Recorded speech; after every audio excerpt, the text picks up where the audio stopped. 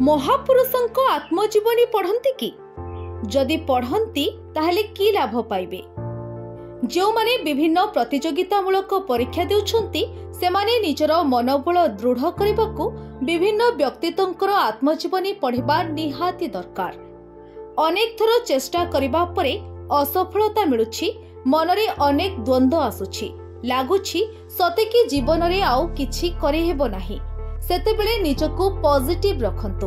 बेले बेले मनरे अवसाद आसुछि, पढ़ापढ़ी करबाकू इच्छा हेउ नाही।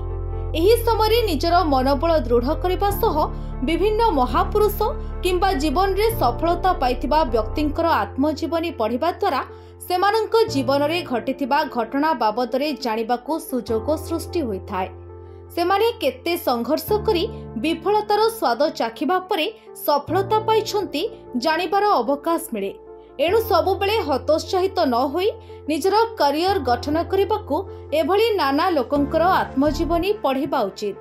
मोटिवेशनल टॉक सुनिबा किंबा बही पढ़िबा द्वारा मध्य निजर मनोबल दृढ़ होइथाय। सबुठारु बड़ कथा हैला निजको पॉजिटिव रखिबा। एही पॉजिटिवनेस बड़ बड़ लोकंकर जीवन कहानी पढ़िबा द्वारा मनरे सृष्टि होइथाय। ब्यूरो रिपोर्ट, साधना लाइव।